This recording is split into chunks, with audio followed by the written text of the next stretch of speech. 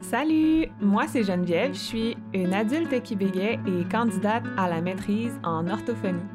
Dans cet épisode de Je suis un podcast avec Judith qui est orthophoniste, on reçoit Simone Falk, une chercheure et une professeure passionnée par la musique, le chant, le cerveau et le bégaiement. Simone commence par nous partager son parcours de la linguistique clinique en Allemagne jusqu'à ses recherches actuelles avec les enfants et les adultes qui bégaient. Elle répond entre autres à la fameuse question « Pourquoi en général ne bégait-on pas en chantant? » On en vient même à parler d'ordinateurs qui bégaient. Bonne écoute!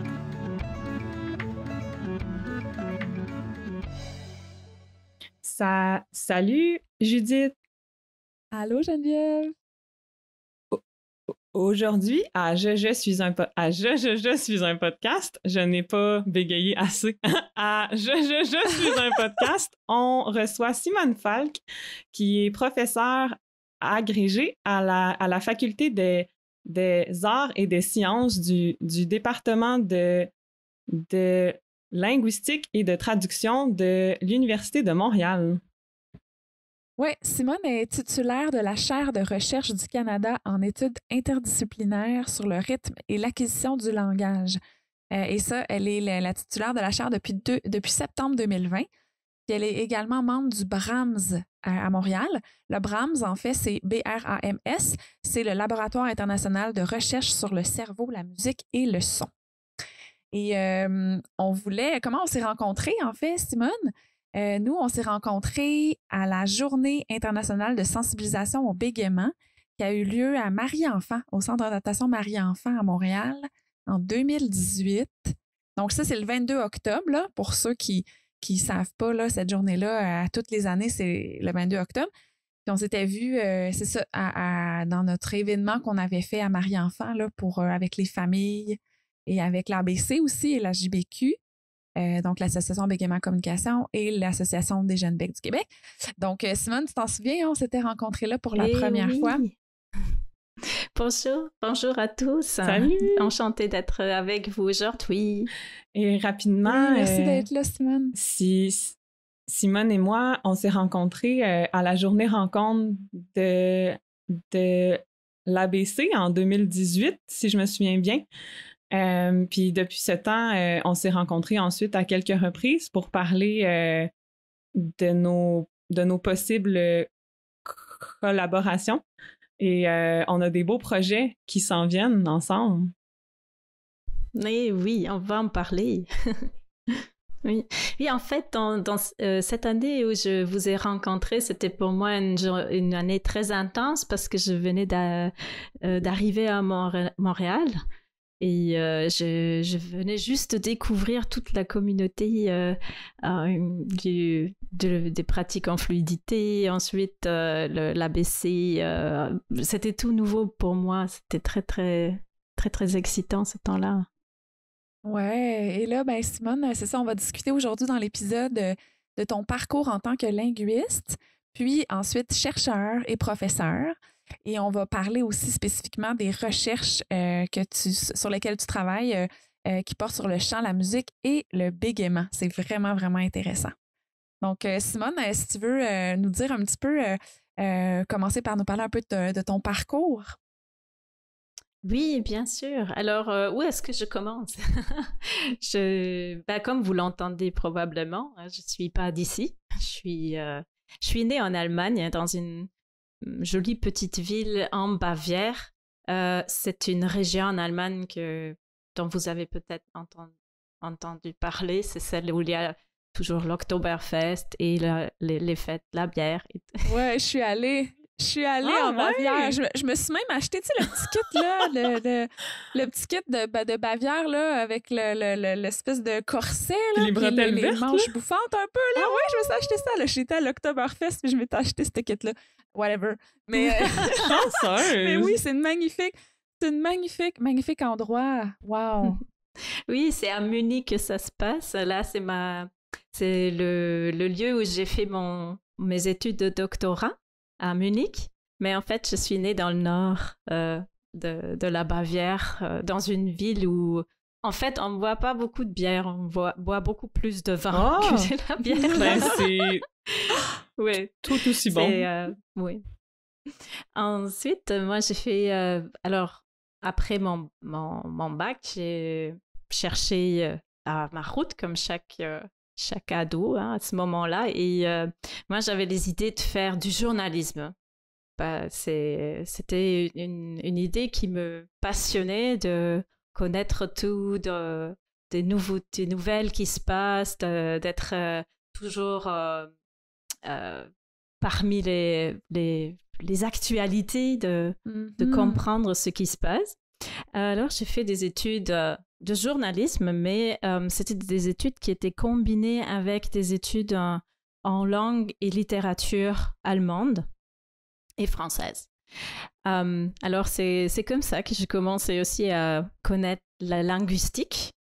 Et finalement, ça a pris le dessus. J'étais tellement fascinée par la langue et par la grammaire et tout ce qui concerne aussi notre façon de traiter le langage dans le cerveau, dans les aspects aussi cliniques. Parce que, en fait, c'était ça, je pense, l'élément déclencheur qui m'a vraiment passionnée. Il y avait une filière qui s'appelait linguistique clinique pendant mes études. C'est un peu comme orthophonie ici, mais en Allemagne, c'est les systèmes d'orthophonie, c'est un peu différent. Alors, les linguistes cliniques, c'était vraiment un peu plus orienté vers la recherche, mais avec l'option de faire de la clinique ensuite aussi. Et à ce moment-là, j'ai sérieusement considéré de devenir linguiste clinique. Mais c'est à ce moment-là que j'ai connu un peu tout les notions des troubles du langage, aussi comment ça se passe quand on puisse perdre le langage, qu'on puisse plus parler. Ou à l'époque, c'était plus les troubles acquis que j'ai connus, moins les troubles développementaux avec les enfants.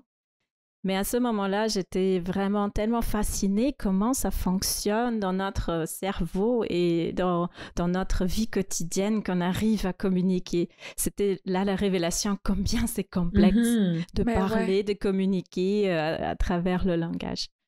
Et finalement, je pense que c'est ça qui m'a amenée à faire mon doctorat ensuite en linguistique. Oui, juste pour clarifier pour ceux qui ne connaîtraient pas, là, les troubles acquis, dans le fond, c'est ça, c'est chez les adultes qui arrivent parfois soit un accident ou une démence, AVC ou un traumatisme crânio-cérébral ou quelque chose comme ça, qui fait que la personne elle perd des facultés cognitives, dont celle du langage dans certains cas, puis là, on appellerait ça une aphasie, par exemple. Il y a plein d'autres types, mais c'est ça un peu qui t'a fasciné de dire que on peut perdre ces facultés-là, c'est ça? Oui. En fait, c'est quelque chose qui a un impact énorme. Hein. C'est incroyable comme ça a un impact sur la vie des gens concernés. Et le fait qu'on est toujours à la recherche de comprendre comment tout ça fonctionne dans notre cerveau et dans notre structure cognitive, c'est vraiment quelque chose de très, très intéressant. Puis ensuite, comment est-ce que tu t'es intéressée plus précisément au bégaiement? Oui, le bégaiement est arrivé un peu plus tard parce que, moi, je faisais mon doctorat par rapport au chant. C'était un peu mon rêve. Moi, j'ai fait une formation en chant lyrique. Alors, chant opératique. Wow! Oui! J'ai fait ça pendant 9 ans. Ah ouais, 9 ans? Wow! Oui, j'aurais pu continuer, mais j'ai décidé que c'est pas pour moi, la scène et tout. Ah ouais! Oui. Et en fait, pendant ce temps-là, je démarrais aussi à enseigner. J'ai enseigné dans le parcours, bien sûr, de linguistique à l'université Ludwig Maximilian à Munich, mais aussi dans la dans le programme d'orthophonie, parce que là, encore une fois, il y avait un programme de linguistique clinique. Et c'est comme ça que ça s'est passé, que j'ai pris des stagiaires et j'ai donné des ateliers, j'ai donné des cours pratiques, des cours de laboratoire. J'avais mon petit laboratoire de linguistique expérimentale.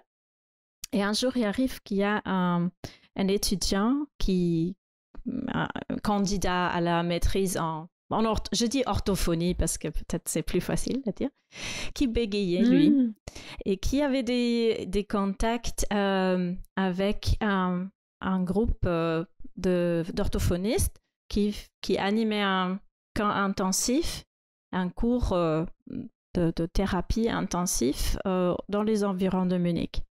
Et lui, en fait, il voulait faire une étude sur la linguistique expérimentale avec moi. Et puis moi, par contre, je commençais à m'intéresser au bégaiement parce que il me racontait ses expériences. J'ai jamais, à vrai dire, avant, j'ai jamais rencontré une personne qui bégayait. Et c'était pas non plus habituel d'avoir un étudiant qui bégaye en tant que candidat à la maîtrise. Alors, on a beaucoup discuté.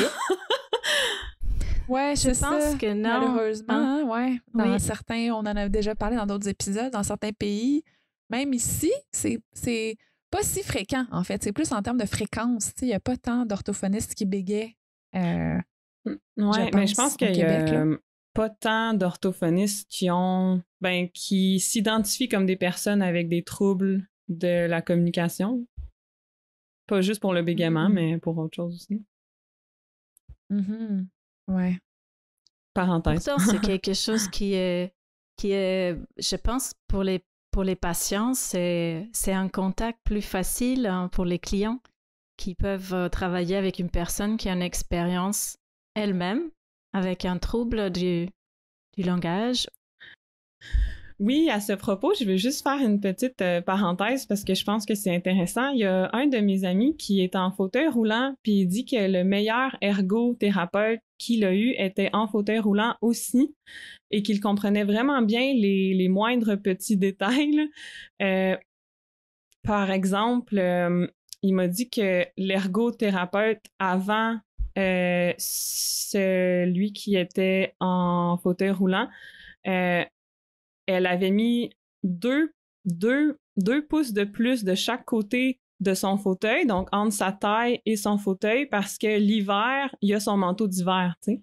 Mais lui, il se disait, ça marche pas parce que pendant 8 mois sur 12, mettons, je porte pas de manteau d'hiver, puis mon manteau d'hiver, je le porte juste de temps en temps, pas à chaque jour, tu sais, si je sors pas, je le porte pas, donc là, j'ai 2 pouces de lousse sur ma chaise qui me dérange 95% du temps, tu sais, puis tandis que l'ergothérapeute qui était en fauteuil roulant, lui, savait que ce 2 pouces-là, qu'il avait pas besoin de ça, puis que ce qui était beaucoup mieux, c'était d'avoir un manteau plus mince, là, tu sais, qui est en duvet, puis que t'as pas besoin d'avoir 2 pouces de plus de chaque côté de ton fauteuil en tout temps.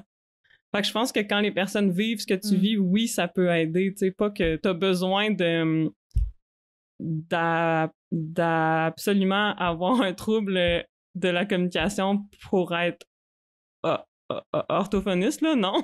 Mais je pense qu'il y a des bons côtés aussi, tu sais. Ouais, tellement. Oui. Ben lui, aujourd'hui, il s'appelle Thilo. Il est maintenant thérapeute dans une unité neurologique. Mais c'est un hôpital spécialisé dans la thérapie intensive du bégaiement pour les adolescents en Allemagne. Wow! Oui. Wow! Ben de toute façon, alors lui, il a fait son stage chez moi et puis on a gardé contact et entre-temps, j'avais fini ma thèse et j'ai commencé des collaborations. Je me suis orientée vers la thématique du rythme.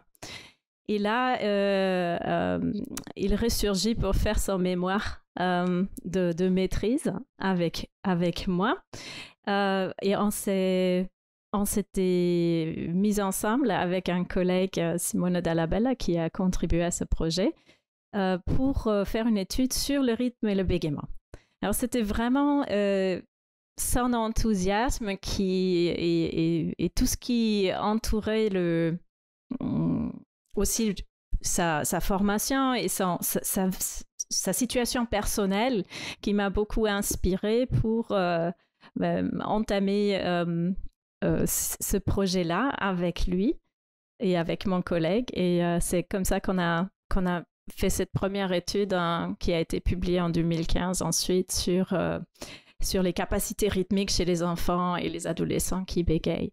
En fait, c'était ce cours de thérapie intensive où avec tout le team d'orthophonistes qui étaient impliqués, qui ont contribué aussi au recrutement et au diagnostic de ces participants.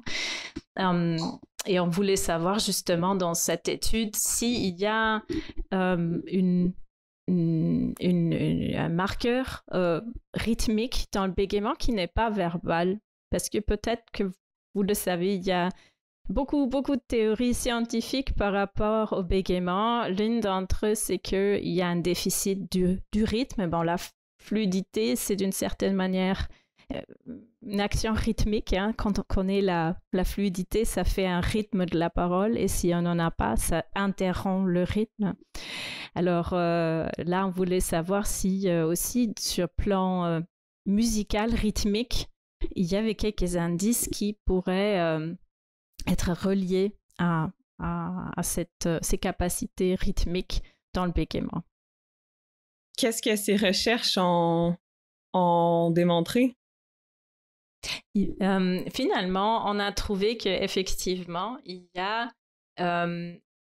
des différences entre les enfants et adolescents qui bégayent et les enfants et adolescents qui ne bégayent pas quand ils tapent un rythme musical.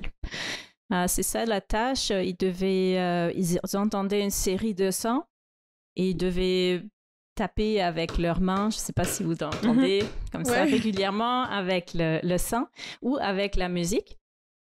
Et c'était des tâches assez simples, mais bon, pour les enfants, pas toujours si simple que ça.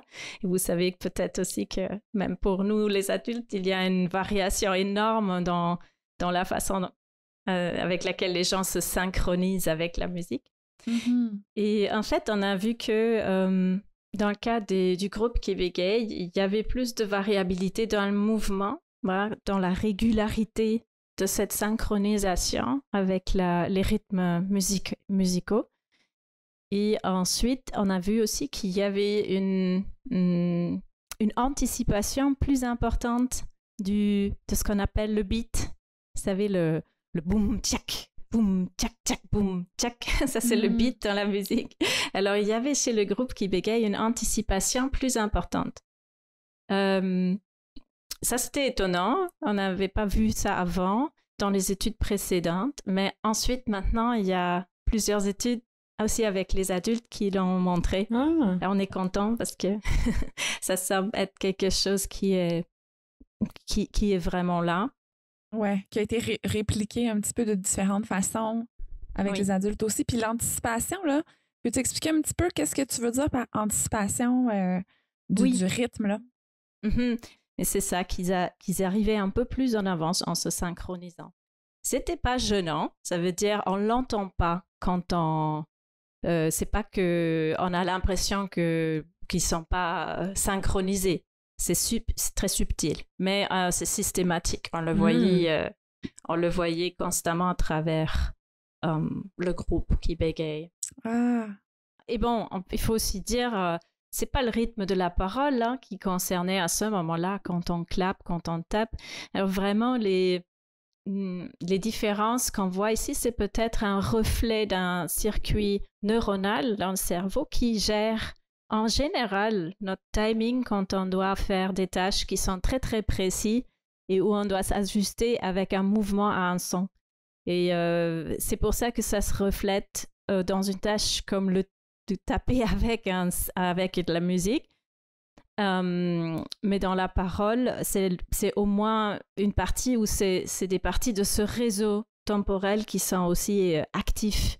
C'est pour ça que on présume qu'il y a un lien avec le bégaiement s'il y a des altérations dans ce circuit dans le cerveau. Wow, c'est vraiment C'est déjà fascinant. très scientifique maintenant. Mais ah non, je trouve ça tellement intéressant. Puis, mais c'est ça se peut-tu qu'il y a certaines études qui montraient que je pense que les adultes avaient justement un délai avant d'aller chercher la synchronicité?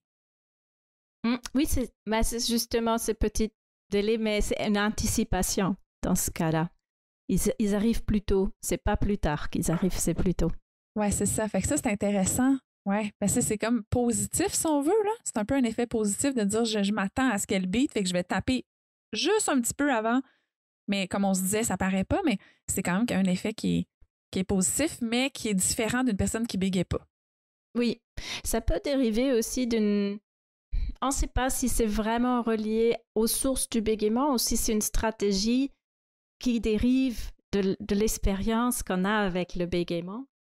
Parce que probablement, les personnes qui bégayent ont une anticipation, ils ont une anticipation de leur bégaiement, on sait bien, mais il y a aussi une anticipation plus forte quand ou autre quand ils parlent, parce qu'à chaque fois qu'on parle, il faut qu'on planifie toute notre parole, mais de la structure syntaxique, sémantique, mais jusqu'à l'articulation, vraiment le plan concret, comment on va articuler ça. Et à ce moment-là, il y a peut-être plus d'enjeux par rapport à l'expérience qu'on a avec le bégaiement, qui fait en sorte qu'il y a une plus grande anticipation. Ça, c'est possible que c'est un mécanisme qui s'installe avec l'expérience du bégaiement. Une autre explication, comme je l'ai dit, c'est que le réseau sous-jacent neuronal du timing, ça fonctionne un peu différemment. Il y a probablement plus d'instabilité dans ce circuit.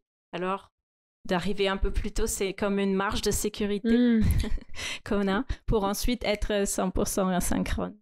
Mais on n'a pas l'explication définitive encore. Avant qu'on parle, on crée une représentation, une idée, un plan, ce qu'on va dire ensuite. Et puisque la parole est si vite, c'est vraiment incroyable que si vous pensez aux pianistes les plus habiles, d'accord, qui jouent des sonates d'une vitesse folle, hein, c'est pas bien plus vite que la parole. Même on pourrait dire la parole, et chacun parmi nous doit faire cet effort, si vous voulez, de motricité fine tout le temps quand on parle.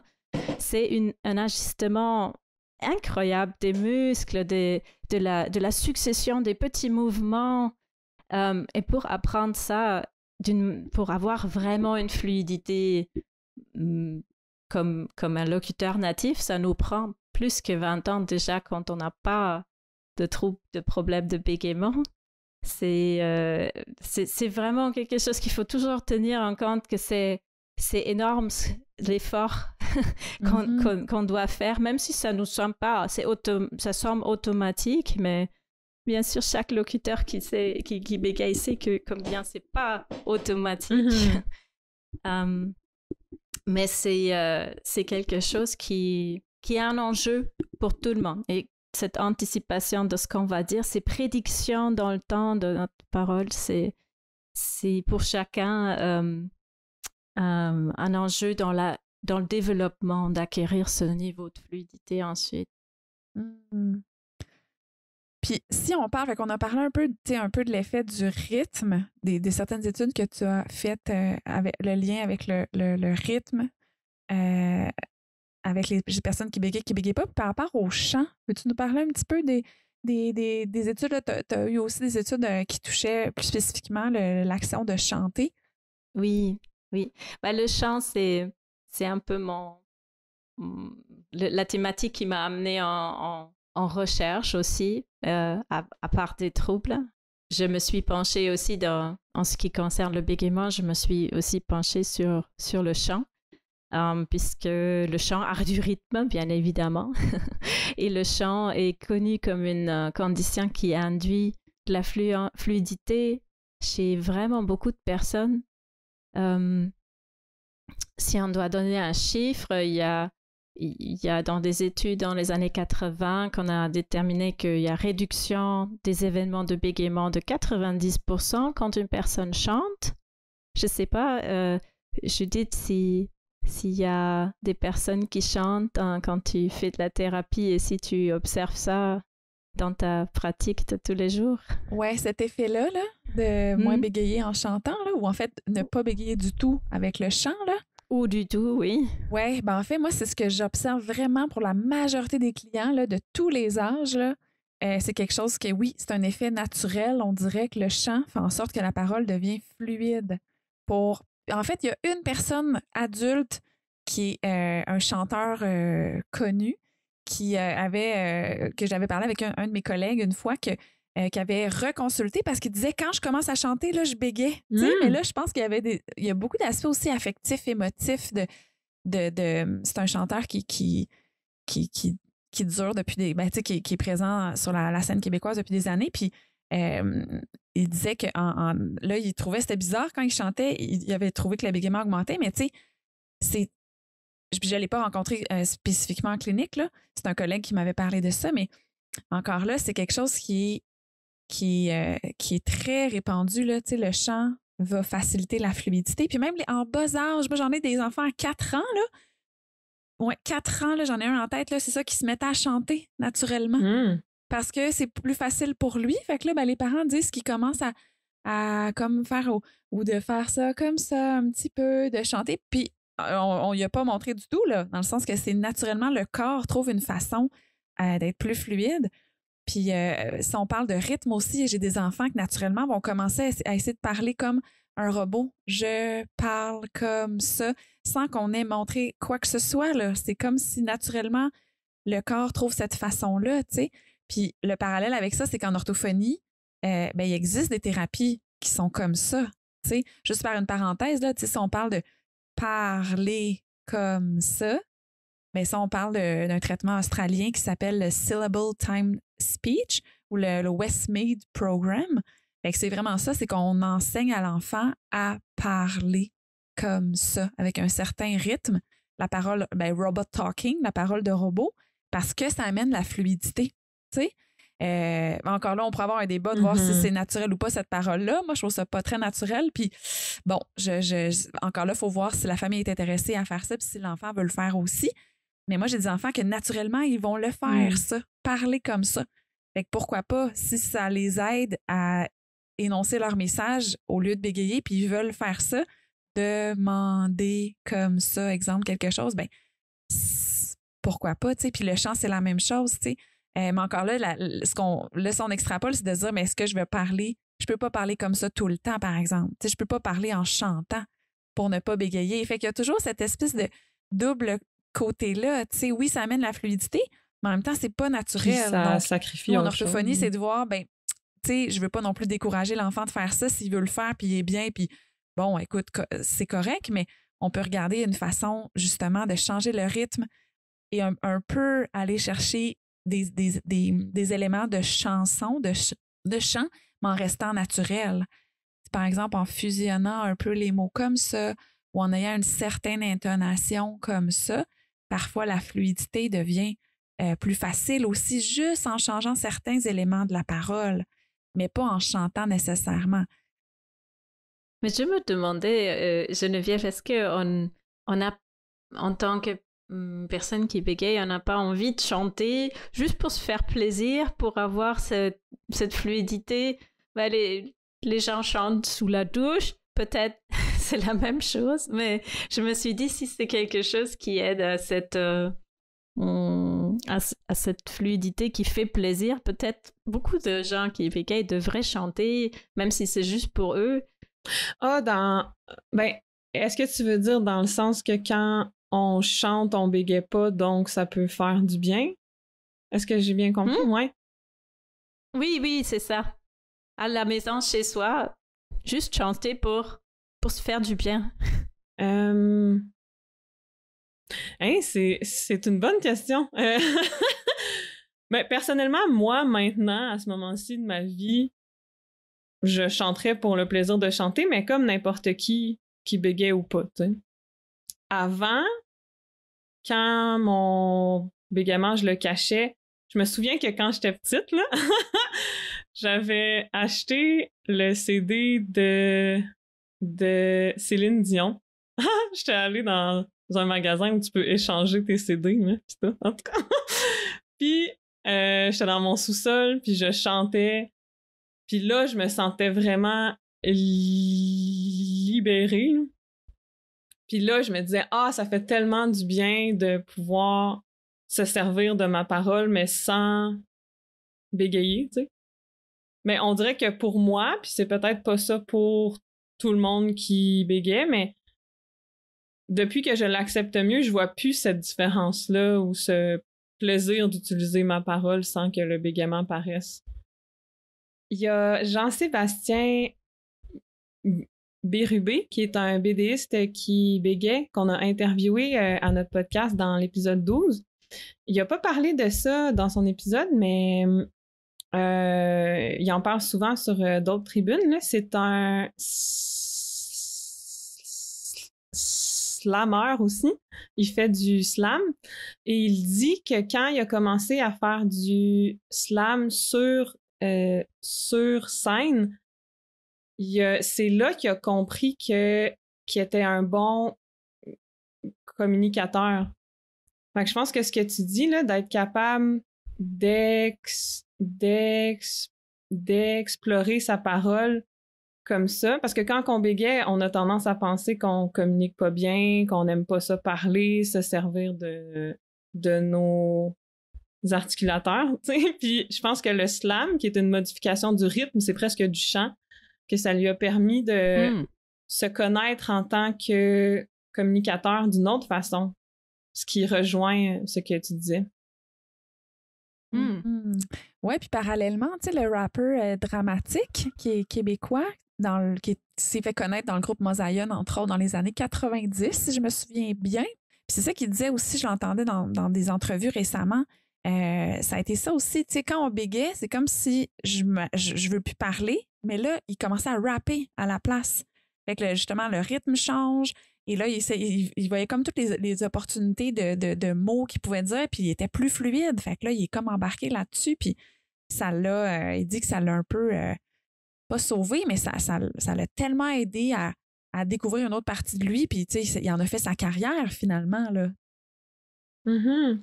J'avais une question pour toi, Simone. On parle depuis quelques minutes que le chant fait en sorte que l'on bégaye moins chez la plupart des personnes qui bégaient. Qu'est-ce qui explique ça? Bon, c'est un autre mode d'articulation. Ça, c'est un peu ce qu'on retrouve dans la littérature en général, que voilà, les voyelles sont allongées, le débit est plus long. On change la configuration généralement de la parole. Alors, la succession de consonnes et voyelles, la liaison entre ces éléments se produit d'une autre manière, plus lentement, moins... C'est différent de la parole rapide quand on chante pas. Mais c'est peut-être pas seulement ça. Bon, il y a les aspects émotionnels aussi. C'est aussi un autre mode de communication parce qu'on exprime quelque chose qui n'est pas forcément destiné à faire pour une conversation ou quelque chose où on doit négocier des aspects de nos buts quotidiens. C'est plus pour s'exprimer aussi sur le plan émotionnel ou qu'on raconte une histoire, on pourrait même dire. Je pense dans le cas des enfants, c'est souvent ça. Ils utilisent le chant pour raconter une histoire comme ils utilisent la parole pour raconter une histoire. Mais c'est le narratif qui est derrière et pas forcément je dois maintenant obtenir quelque chose d'une personne en lui parlant. Alors, il y a une réduction du stress, une augmentation du bien-être émotionnel. Et ce qui est intéressant aussi, par exemple, un collègue à moi, Robert Van de Forst, qui était ici à Montréal pour son doctorat, qui a trouvé qu'il y a moins d'anticipation du bégaiement quand on chante aussi. Alors, c'est réduit aussi, cet effort de ce côté-là est réduit. Alors, d'un point de vue neuroscientifique, je pense ce qui réunit tout ça, c'est OK, on change le mode d'articulation, de communication, de s'exprimer en général, mais d'un point de vue neuronal, ce qui arrive quand on chante, on a un contrôle ou on essaie d'avoir un contrôle plus élevé, comme pour la mélodie, pour le rythme, ça demande plus d'autosurveillance quand on chante pour garder le bon rythme, pour garder la bonne mélodie. Et on présume que c'est ça ce qui fait dans notre cerveau en sorte que cette augmentation du niveau de autosurveillance pendant la production de la parole chantée qui va réduire les événements de bégaiement, qui va augmenter la fluidité. En fait, c'est une particularité du chant, mais c'est peut-être vrai pour d'autres types de techniques pour être plus fluent. Quand on s'observe plus, par exemple, dans le cadre, c'est pas du tout scientifiquement étudié, mais quand on se met dans la peau de quelqu'un d'autre en faisant un personnage sur une scène de théâtre, on a peut-être un mécanisme similaire qui fait en sorte qu'on essaie plus de s'auto-monitorer ce qu'on dit et comment on le dit surtout. C'est surtout la façon de le dire. Parce qu'on est un autre personnage. Et à ce moment-là, l'auto-surveillance qui implique aussi plus des aires dans le cerveau qui sont engagés dans une tâche comme ça. Et peut-être c'est un autre mécanisme sous-jacent qui est commun à ces deux techniques de fluence quand on chante ou quand on est dans la peau de quelqu'un d'autre, quand on imite quelqu'un, qu'on a une plus grande fluidité ensuite. Puis penses-tu qu'il y a un effet aussi, Simone, sur le fait qu'on connaît les paroles d'avance? Tu sais, qu'il y a un effet facilitateur aussi sur la fluidité, là, qu'il y a moins de bégaiement aussi? Oui, bien sûr. J'ai oublié de le dire. Merci. J'ai dit, c'est ça. Oui, la familiarité, c'est certainement... Ça joue un rôle aussi. Avec la familiarité vient l'effet que on se sent plus expressif. Quand on connaît bien ce qu'on veut dire, on se sent plus expressif. Puis même la charge, la charge cognitive est peut-être moins grande, justement, parce qu'on se rend compte que quand la charge, elle est plus grande, donc là, mettons, je sais pas, là, c'est comme si le cerveau est capable de moins en prendre, et là, il y a plus de fluidité. Et quand j'ai plus de stress, là, le sujet que j'aborde, je trouve ça plus émotif, pour X raisons. Je suis devant des gens, je suis Puis là, ça fait qu'il y a plus de bégaiement parce que c'est comme si le cerveau avait une certaine limite à s'auto-réguler, en fait. Puis là, c'est comme si la limite est atteinte puis il y a plus de bégaiement. Puis le fait de connaître les paroles d'avance ou de chanter ou tout ça, peut-être aussi la charge cognitive est moins grande. Oui, l'attention est mise ailleurs. L'attention est mise sur est-ce que je suis sa bonne note? Est-ce que je suis, tu sais...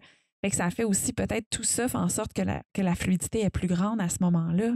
Et si on revient à ce qu'on disait plus tôt, qu'il y a des différences dans le traitement du rythme chez les personnes qui bégayent et celles qui bégayent pas, dans le chant ou dans le slam, il y a un rythme qui nous est donné déjà. Le fait de simplement le suivre, penses-tu, Simone, que ça peut aider à la fluidité? Définitivement. Alors, ce que nous, on a fait faire à un groupe d'adolescents qui bégayent, qui ne bégayent pas, on les a fait chanter et lire des paroles un peu modifiées de Joyeux anniversaire. Et on a ensuite regardé ce qui s'est passé au niveau de l'articulation. On a surtout regardé la variabilité de l'articulation parce qu'on sait que dans le chant, ça pourrait être moindre si ça a un effet bénéfique sur la fluidité. C'est ça ce qu'on avait trouvé, que les transitions entre les voyelles et les consonnes dans le début de syllabes, c'était moins variable chez les adolescents qui bégayent qu'auparavant quand ils lisaient. C'était pas forcément le cas dans le groupe des enfants qui bégayent, des adolescents qui bégayaient pas. Mais ce qui était intéressant, que cet effet-là était juste visible sur les syllabes accentuées. Alors là où il y avait le rythme de la chanson. Alors ça nous amène à une autre hypothèse, que c'est effectivement aussi ce moment de prévision qu'on a quand il y a un rythme régulier, qu'on puisse s'ajuster plus pour la planification fine de cette structure syllabique qui va amener à une réduction du bégaiement et normaliser ces prédictions peut-être instables, plus instables qu'on a dans le bégaiement, qu'on voit dans le bégaiement dans ce circuit neuronal de timing.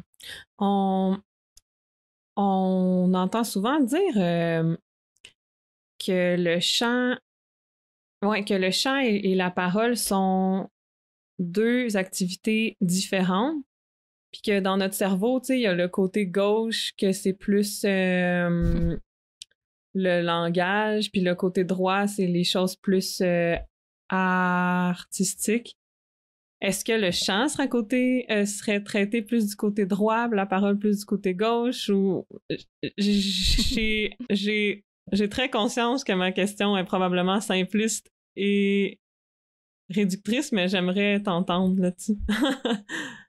Oui, merci pour cette question. En fait, ce qui est étonnant que des études qui ont été faites sur la perception du chant de la parole et aussi, je dirais que celles qui ont été faites sur la production de du chant et de la parole chez les personnes, il faut toujours dire les personnes qui ne sont pas des chanteurs professionnels, parce que la plupart de la littérature se concentre un peu sur cette différence entre les chanteurs professionnels et non professionnels, ce qui ne nous intéresse pas dans le cas du bégaiement.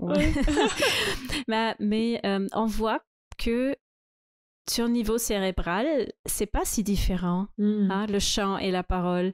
En fait, je dirais même que si on fait des scans quand quelqu'un écoute le chant et quelqu'un qui écoute la parole et on donne ça après à un neurologue qui doit dire est-ce que la personne a chanté ou parlé, ça va être difficile de dire parce que c'est en termes d'activation des structures qui sont impliquées, c'est similaire.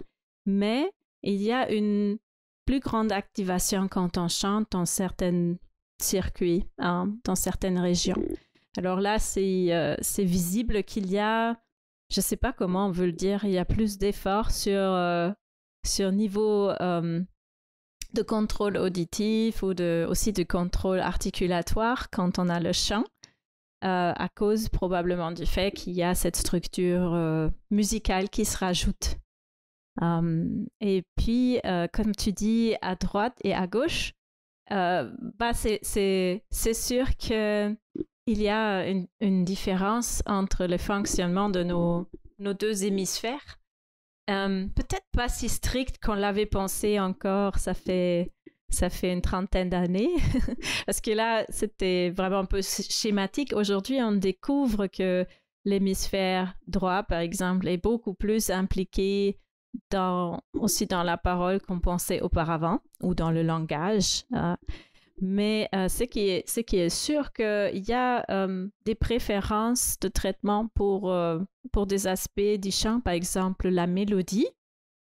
C'est quelque chose qui est plus traité par l'hémisphère droit, et puisque c'est un élément très très important du chant, on va observer des activations accrues dans les aires de l'hémisphère droit, même si on le voit aussi dans la parole, parce qu'il y a une mélodie à la parole, l'intonation, mais ça va être plus fort quand on entend le chant.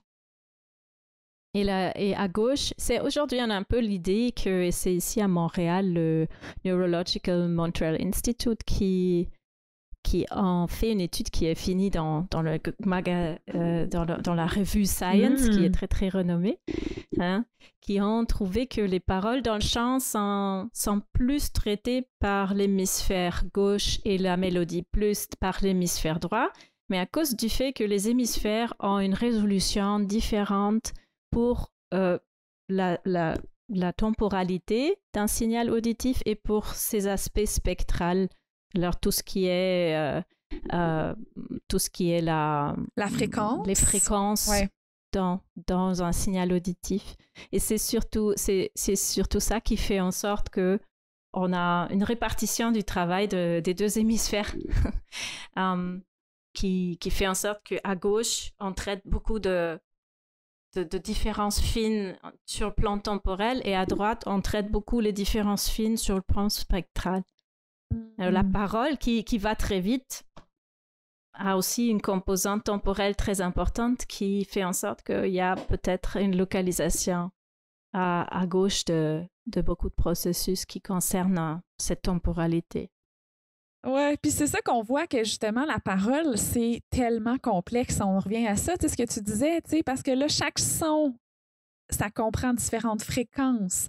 Puis là, ben après ça, c'est quand on change d'un son à l'autre. Si je dis B et A, fait que là, ça veut dire que mon B a une certaine valeur spectrale, là, tu sais, des fréquences, et là, mon A après ça, et là, c'est de tout voir. Après ça, on parlait de timing, de quand on fait le son, puis après ça, si on le chante ou on le chante pas. Fait qu'il y a tellement d'aspects qui touchent la parole et le chant qui sont similaires, là, mais tu sais, si on le décortique, en fait, tu sais, quand on parle, c'est ça, là. Fait que c'est ça qu'on disait aussi, qu'on revenait à dire que c'est un mouvement moteur qui est tellement complexe puis qui vient chercher tellement d'aspects moteurs pour au niveau du cerveau aussi.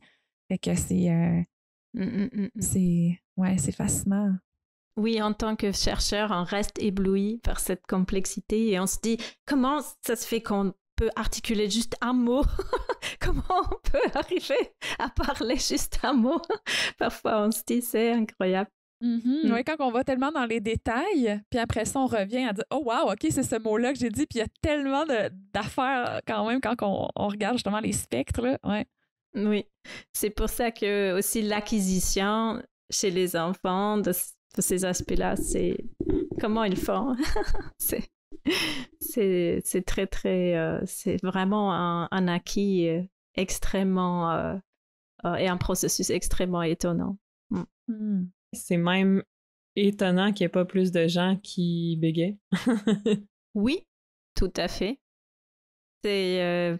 en fait, en l'apprenant, apparemment, Judith, il y a chez les enfants, c'est quand même plus fréquent qu'il y a des épisodes de bégaiement. Il y a peut-être un élément naturel quand des circuits se mettent en place qui fait en sorte que on bégaye, c'est comme ça. C'est parce que ça arrive quand ce réseau assez complexe dans le cerveau évolue. Je m'avance loin, mais j'ai tendance à dire éventuellement ça s'explique vraiment à ce moment-là qu'il y a c'est comme un choix du cerveau. On a certains mécanismes qui évoluent de cette manière à ce moment-là. Mais ça semble pas si rare que ça à cet âge. Oui, parce que, tu sais, quand on parle, disons, d'enfants d'âge préscolaire, tu sais, on sait que les épisodes de bégaiement sont assez fréquents quand même. Tu sais, il y a des études qui montrent 5 8 même 12 des enfants qui vivraient un épisode de bégaiement. Ça veut dire que là, un bégaiement, quand on parle de ça, ça veut dire qu'il y a certaines disfluidités typiques que l'on retrouve dans le bégaiement, donc des blocages, des répétitions de parties de mots, des prolongements de sons, qu'on voit aussi chez les gens qui ne bégayent pas, mais qui sont à une certaine fréquence, une certaine occurrence, le nombre d'occurrences assez grand qui fait que, ben là, on parle de bégaiement, là. Donc, c'est ça arrive assez fréquemment. Si on parle de 10 des enfants, c'est quand même pas mal d'enfants, tu sais. Là, bon, on le sait que chez environ 75 des enfants, ça va s'en aller. Le cerveau se réorganise, s'organise d'une certaine façon qui fait que là, on n'a plus autant de dysfluidité typique du bégaiement et que on ne parlera pas de bégaiement quand les enfants vieillissent. Puis la proportion qui reste, on peut parler de bégaiement persistant dans ce cas-là.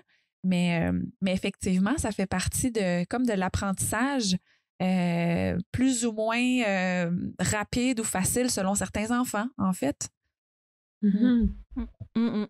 Oui, juste pour dire que on sait bien, après ces années d'études, qu'à l'âge adulte, c'est plus une configuration typique, c'est qu'on trouve chez les adultes qui bégayent, mais chez les enfants, on en sait beaucoup moins de quoi ça dépend, comment c'est la maturation du cerveau qui est énorme, vraiment à cet âge-là, quand ça arrive surtout entre 2 et 5.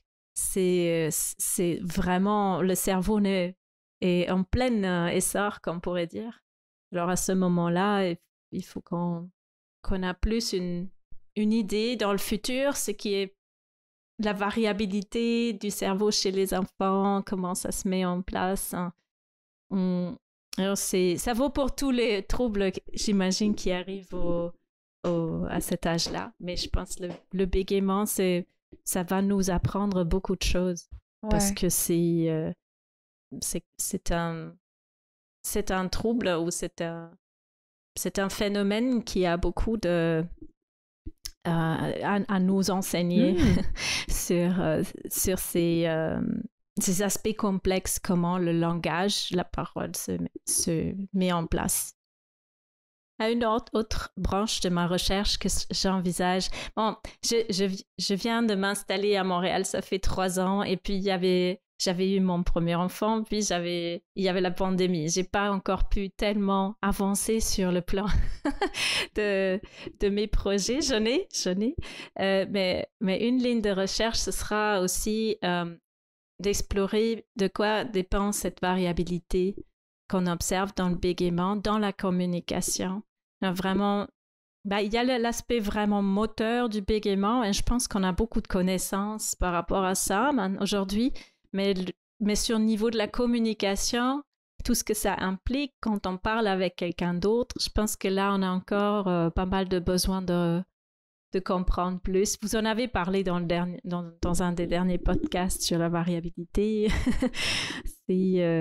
C'est vraiment, il nous reste encore beaucoup à comprendre. Alors, dans ce cadre-là, j'aimerais bien commencer sous peu une recherche sur les aspects d'interaction et de communication des enfants qui sont autour de 4 ans, qui sont à l'âge de 4 ans, pour comprendre ce qui se passe à ce moment-là. Déjà, aussi chez les enfants qui ne bégayent pas, mais ensuite aussi s'il y a des différences dans les patrons rythmiques, si possible, dans l'interaction chez les enfants qui bégayent.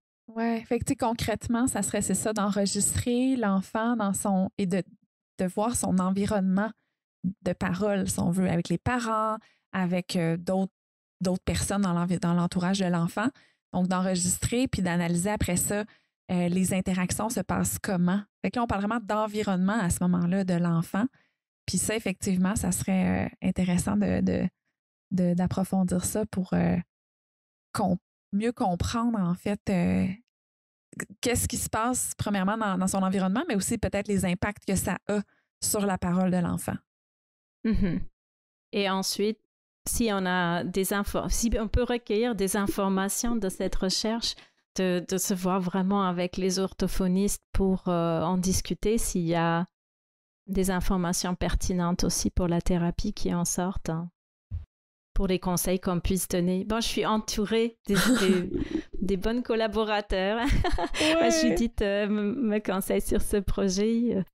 Oui, parce qu'en fait, c'est ça, tu sais, on fait beaucoup ce genre de, juste parenthèse pour terminer avec ce sujet-là, mais tu sais, en orthophonie, on a beaucoup pour les enfants d'âge préscolaire, puis même en fait tous les âges, c'est aidant, mais surtout en préscolaire, on va aller chercher, on appelle ça des thérapies indirectes, donc d'essayer de voir comment on interagit avec l'enfant. Et on sait que ça peut aider la fluidité dans une certaine mesure. Encore là, c'est pas pareil pour tous les enfants, mais c'est sûr que ça aide quand justement on laisse le temps à l'enfant de parler, on coupe pas la parole. L'adulte peut aller chercher un débit de parole plus lent. Donc, si on parle un petit peu plus lentement à l'enfant, on laisse des pauses entre les tours de parole au lieu de répondre du tac au tac. Là, disons, l'enfant nous dit quelque chose, puis là, tout de suite, je réponds. Ce qu'on apprend en thérapie indirecte, ce qu'on va montrer aux parents à faire, c'est d'attendre avant de répondre. 1 à 2 secondes, là, tu sais. Ah, OK, l'enfant nous répond. Et là, après ça, je comprends ce que tu veux dire. Fait que ça diminue le rythme de la conversation et tous ces aspects-là indirects peuvent, dans certains cas, moi je l'ai vu en clinique, ça fait des fois des grandes différences sur le plan de la fluidité. Pour certains enfants, là, on le voit là, d'une journée à l'autre, là, on voit comme ça peut vraiment aider la fluidité de l'enfant. C'est comme si on disait à son cerveau, je te laisse le temps, là, prends le temps de parler, de trouver les mots, de te réorganiser, là, puis tu sais, ça diminue le stress communicatif, ça peut vraiment aider pour certains.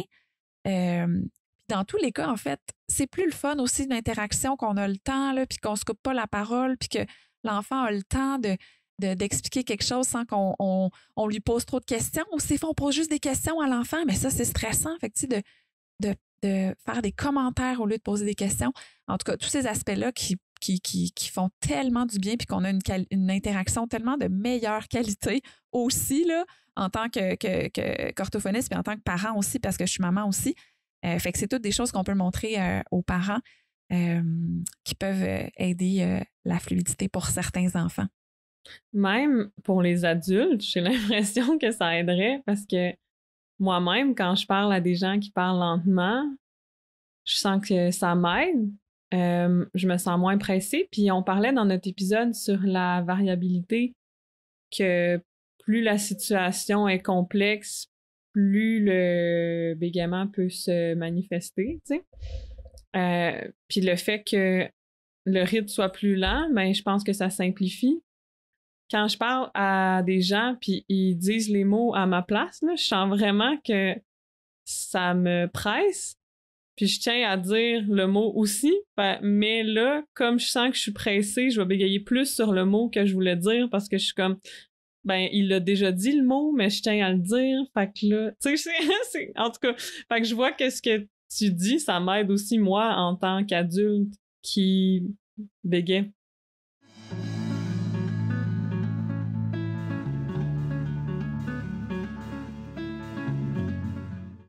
Il y a aussi un autre aspect cérébral dans le bégaiement dont on n'a pas parlé encore, et c'est celui de la boucle auditivo-motrice.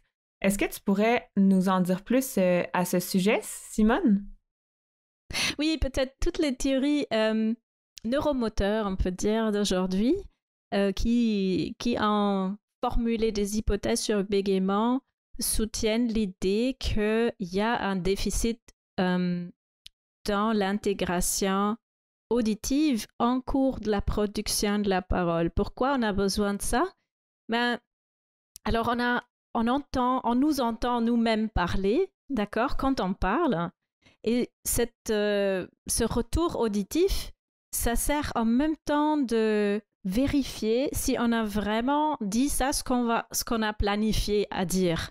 Alors, il y a plusieurs étapes dans l'articulation ou dans la planification de la parole. On a une représentation de un plan, une prédiction de ce qu'on veut dire, mais on génère en même temps la façon dont ça sonne quand on le dit. D'accord? Il y a un plan qui est vraiment très, très détaillé sur le niveau d'articulation. Et ce plan, comment ça sonne ou comment même on sent que ça devrait sentir quand on le prononce sur le niveau haptique, ça fait en sorte que quand on le dit d'une autre façon, ça génère une erreur. Alors, cette intégration entre ce qu'on est en train de produire et ce qu'on est en train d'entendre, c'est en temps réel parce que ça va si vite. C'est justement une boucle très, très importante pour gérer la parole. Et les théories actuelles qui font des hypothèses sur le bégaiement disent ils nomment les structures cérébrales qui sont probablement impliquées, qu'il y a dans cette boucle une perturbation, une altération chez les personnes qui bégayent, qui fait en sorte que soit ça n'arrive pas forcément, cette estimation d'erreur peut être trop grande, est-ce qu'on perçoit trop vite une erreur même s'il n'y en a pas, ou parce que il y a des problèmes d'initiation quand on parle, qui fait en sorte qu'il y a des retards dans cette boucle qui ensuite vont amener à des erreurs de production. Il y a plusieurs mécanismes là-dedans qui sont peut-être aussi symptomatiques pour les différents événements de bégaiement. Mais c'est ça qui fait en sorte que cette boucle auditivo-motrice est tellement importante pour le bégaiement et pour comprendre le bégaiement. Mais peut-être juste pour ajouter que quand je parle de ça, c'est vraiment la perspective intralocuteur. Alors, la personne qui s'entend parler, mais en vérité, quand on est en communication, on a toujours l'autre personne à gérer aussi, oui. Alors, notre interlocuteur. Et là, il y a la complexité qui se rajoute que en tant qu'humain, on a des mécanismes qui font en sorte qu'on imite ou qu'on attrape ce que notre interlocuteur dit et de quelle manière il le dit. C'est comme si il nous transmet une partie de son modèle, son plan interne qu'il a. Nous, comme personnes qui écoutent, on va attraper ces éléments-là. Alors, on les intègre ensuite dans notre propre plan, même si ce n'est pas notre façon habituelle de le faire. Alors, c'est à ce moment-là que, oui, le timing de l'autre peut bien influencer notre propre timing parce qu'on essaye d'intégrer des éléments de l'autre dans notre propre parole. Et si ça diverge trop, c'est pas possible. Ah, c'est ça. On pense aux enfants, ça peut arriver tout le temps, hein, que les enfants n'arrivent pas à suivre les adultes s'ils ne parlent pas avec eux de la même manière appropriée pour les aider. Heureusement, on s'ajuste réciproquement pour la plupart du temps.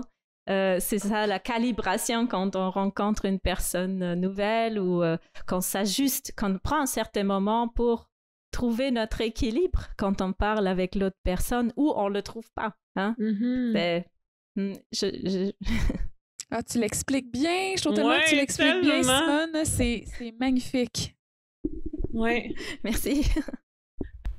Alors, cette boucle auditivo-motrice qui a été modélisée par les collègues comme Frank Günther, c'est quelqu'un qui a vraiment fait le grand modèle de l'articulation de la parole. Ça a amené même à des projets où ils ont fait bégayer un ordinateur. Wow!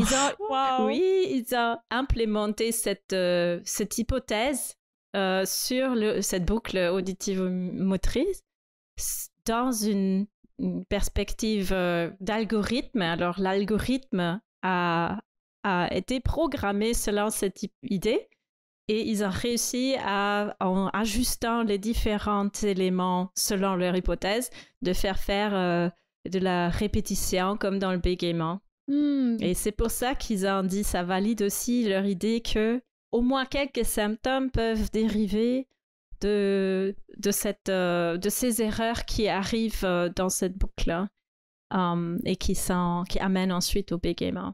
Wow! Ça veut dire que la sortie vocale, donc sur l'ordinateur, il y a une sortie vocale. Ben, on lui demande de dire telle chose, puis selon l'algorithme avec lequel elle est montée, cette sortie vocale-là, ben là, il y a du bégaiement qui apparaît. Oui. C'est wow! C'est vraiment cool! C'est Donc, vraiment cool. Si je comprends bien, on peut se servir de ce robot-là, si on veut, pour tester les hypothèses des causes du bégaiement? Tout à fait. Wow! Parce que ça fait des assumptions sur la structure neuronale. Alors, c'est un modèle neurocomputationnel. C'est bien plus compliqué que ça parce qu'il y a aussi l'idée quels éléments du cerveau vont contribuer à quelle fonction. Et ensuite, en ajustant les différents éléments et leur importance ou leur réaction dans le processus ou la tâche pour le robot de dire, par exemple, doggy, on peut le faire bégayer si on arrive à voir la constellation, la configuration qui amène à une erreur excessive, par exemple, dans cette boucle auditivo-motrice. C'est vraiment fascinant. Est-ce qu'on peut accéder en ligne à ce programme-là? Je suis pas sûre actuellement si c'est exactement ça qui est en ligne, mais il y a au moins sur la page web du chercheur Frank Günther, il y a, je pense, une démo par rapport à la façon dont ils font leur implémentation neurocomputationnelle. Wow! Fait que là, on va mettre le lien, hein, Geneviève, on va mettre le lien de ce site-là. Et donc, d'ailleurs, aussi, tous les articles là, dont tu as parlé aujourd'hui, Simone, on va pouvoir les mettre dans les références de l'épisode d'aujourd'hui. Mm-hmm. Pour clore cet épisode qui est fascinant, je dois dire, j'aimerais qu'on parle de tes projets actuels.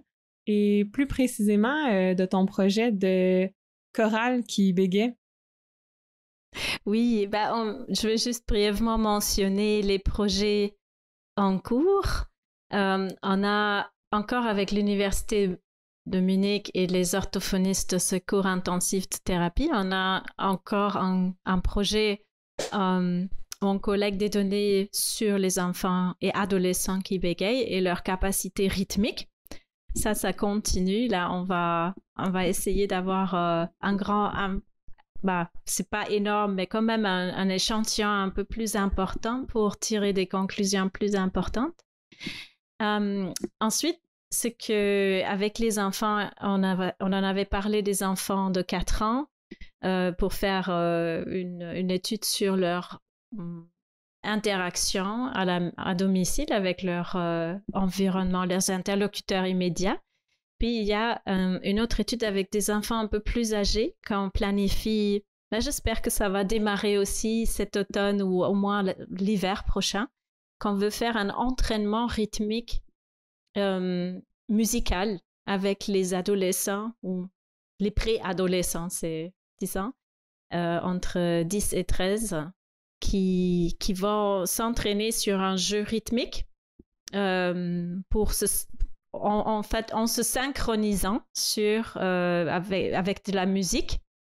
En fait, peut-être, puisqu'on en a parlé tellement en détail, je peux dire que la synchronisation musicale, ça fait beaucoup appel à cette boucle auditivo-motrice parce qu'on entend le son et on doit produire un mouvement en relation avec le son.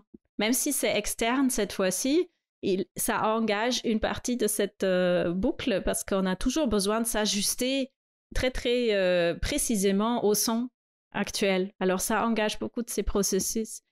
Et alors, nous, on essaie de voir si en faisant un entraînement de cette capacité de synchronisation pourrait affecter aussi le contrôle articulatoire ou même la fluidité chez les enfants qui bégayent. Mais on regarde aussi les enfants qui bégayent pas parce qu'on on veut le voir justement aussi d'un point de vue fondamental. Oui, d'avoir un groupe contrôle qu'on appelle, un groupe pour voir l'effet réel que ça ferait chez les personnes qui bégayent, mais il faut qu'on se base sur aussi des gens qui bégayent pas, voir s'il y aurait un effet aussi ou c'est ça.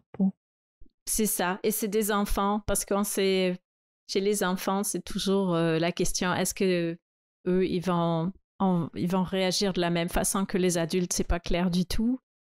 En sachant qu'il n'y a pas d'études d'entraînement rythmique sur les adultes qui bégayent dont j'ai connaissance actuellement non plus. Alors, c'est aussi peut-être un autre projet pour le futur. Mais ensuite, on a ce que Geneviève venait de mentionner avec l'ABC et un collègue de l'Université de Toronto et des membres du laboratoire Brahms. On a le projet de faire une chorale qui bégaye ou qui bégaye pas, je sais pas, Geneviève. Plutôt qu'il bégaye. Est-ce que tu veux dire... Oui, que la chorale, c'est des gens qui bégayent, mais bégayent pas en chantant. Oui, c'est ça. Et ce projet, c'est dans le cadre... ça, ce serait une chorale pour adultes. C'est dans le cadre d'une initiative qui est canadienne. C'est issu du travail de Frank Russo à l'Université de Toronto qui s'appelle Singwell Canada. Alors, il explore depuis, je pense, c'est plus qu'une quinzaine d'années, l'effet du chant en groupe, en chorale, sur des personnes, des adultes avec différents types de conditions, soit qui sont très âgés, soit qui ont un trouble de la communication. Je veux dire, il y avait des personnes avec aphasie, comme Judith l'avait expliqué au début, ou aussi des personnes avec Parkinson, la maladie de Parkinson, qui aussi souffrent de troubles de la communication. Et l'idée, c'est de mettre ensemble des personnes qui ont une condition similaire pour leur faire une expérience un peu différente d'un self-help, par exemple. Mais pour travailler ensemble, ou être ensemble dans un but musical, un but de loisir, un but de se faire plaisir et de faire plaisir aux autres éventuellement, si ça amène à une représentation. Mais c'est pas le but ultime de faire une performance. C'est vraiment pour le temps qu'on passe en groupe et dans l'activité de chant. Et d'un point de vue, on s'intéresse alors au bien-être. Alors, est-ce qu'on observe une réduction du stress ou quelque chose qui touche l'aisance de communication chez les participants de la chorale qui bégayent? Mais d'un autre côté aussi, si la pratique du chant en groupe amène à un changement quelconque grâce aux bienfaits du chant qu'on pratique, encore une fois, ses capacités musicales, ses capacités de synchronisation, s'il y a un effet quelconque sur l'articulation et la planification dans le temps qui pourrait améliorer quelque chose dans le bégaiement. Wow, c'est super intéressant. Puis juste une dernière chose aussi qu'on n'avait pas parlé, là, mon Dieu, qu'on pourrait continuer à parler. C'est tellement fascinant, c'est tellement intéressant tous tes projets, Oui, Simone. tellement. Mais tu sais aussi, le chant, là, ça nous permet aussi d'aller chercher une respiration qui est plus diaphragmatique, qui est plus profonde que quand on parle, que des fois, on a une respiration plus claviculaire, là, tu sais, comme là, encore là, personne ne me voit, mais là, je suis de même avec mes gestes, mais tu sais, qu'on respire plus avec les épaules un peu. Puis quand on chante, notre respiration est beaucoup plus profonde, diaphragmatique, donc du ventre, si on veut. Et ça fait aussi que normalement, en tout cas, tu me corrigeras, Simone, si je me trompe, mais ça amène aussi une diminution des hormones de stress, le fait de chanter. Donc, juste l'action de chanter aussi peut, encore là, ben, c'est justement, on est moins stressé, fait qu'on se sent mieux. Donc, le chant en soi est vraiment une activité humaine très favorable, je dirais. J'aimerais savoir aussi comment vous allez mesurer les différents paramètres dont tu as parlé dans la chorale. Par exemple, la réduction du stress ou le bien-être dans la communication. En fait, il y a déjà des questionnaires qui sont utilisés pour l'état émotionnel lors de la communication ou en général par rapport à l'anxiété. Mais justement, le laboratoire de Frank Russo à Toronto, eux, ils font les mesures sur niveau moléculaire, on peut dire, pour mesurer le cortisol dans la salive. Alors, il y a le plan, hein, si les participants sont d'accord, qu'on prenne des échantillons de la salive pour mesurer le niveau de cortisol avant et après les sessions de chorale et avant et après la phase totale de la chorale. Dans les études que Frank et d'autres et ses collaborateurs et d'autres chercheurs ont fait jusqu'ici, c'était souvent le cas que, comme Judith le disait, que le cortisol s'est réduit chez tout le monde d'une manière assez évidente après le chant en groupe. Ah, wow! Veux-tu parler un peu des intérêts de l'ABC envers ce projet? Parce qu'on discutait du self-help comme au début quand on a conçu la chorale, Geneviève. Oui, ce que ça pourrait donner au groupe éventuellement de self-help? Oui, comme tu as mentionné tantôt, le projet de la chorale qui bégait va être une collaboration entre toi-même, le Brahms, je pense, et l'ABC. Et les bienfaits des groupes, c'est qu'on rencontre des gens qui bégaient, comme nous, on se rend compte qu'on n'est pas seul, qu'on appartient à une communauté. Et ce qu'il y a de plus avec la chorale, c'est que en plus, on crée un projet ensemble. Donc, on a toute cette reconnaissance-là, si on veut, d'être fiers d'avoir participé à un projet, de faire un spectacle. C'est aussi une occasion de parler du bégaiement à nos proches, parce que si on annonce qu'on va faire un spectacle avec une chorale qui bégaie, ben on va nécessairement parler du bégaiement aussi. La promotion de ce projet-là, donc on va faire la promotion de la chorale, du spectacle dans les médias, sur les réseaux sociaux. On va probablement, pas probablement, on va en parler à des journalistes. Donc, c'est une occasion de parler du bégaiement dans l'espace public d'une façon qui est artistique plutôt que médicale, parce que souvent, quand on en parle dans les médias, c'est comme « Ah, il y a des gens qui bégayent, c'est un trouble de la parole, c'est difficile pour eux, blablabla. » Et tandis que là, ça va être comme « Hey, il y a des personnes qui bégayent, qui chantent, qui vont faire un spectacle. » Donc, je trouve que c'est beaucoup plus... que ça change l'angle de vue et la perspective que le public peut avoir sur le bégaiement.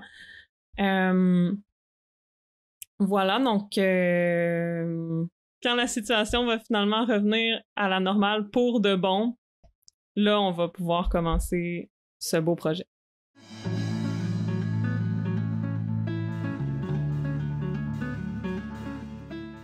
Et avant de terminer cet épisode, j'aimerais dire à nos auditeurs et à nos auditrices, si vous avez aimé le contenu de notre conversation avec Simone, je vous invite à devenir membre de l'ABC pour accéder à notre nouvel espace membre sur notre site web.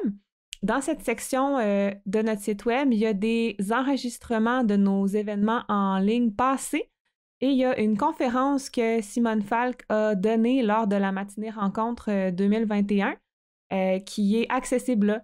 C'est une conférence dont le contenu se rejoint un peu ce dont on a parlé dans l'épisode, c'est-à-dire qu'elle parle du bégaiement, du cerveau, de la musique, mais c'est traité sous un angle un peu différent et je vous assure que c'est absolument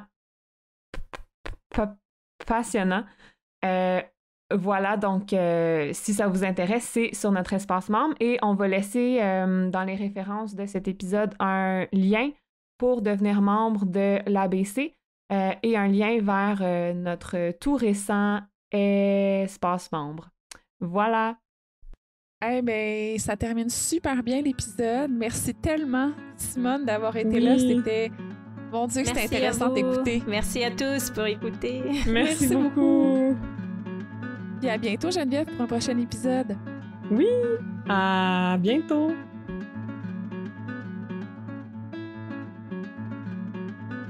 Salut, c'est encore nous. Je voulais juste vous dire que Je suis un podcast, c'est produit par l'Association Bégaiement Communication, un organisme communautaire consacré aux adultes qui bégaient. Pour en savoir plus sur nos services, je vous invite à visiter le abcbégaiement.org ou à nous suivre sur les réseaux sociaux sous le nom ABC Bégaiement.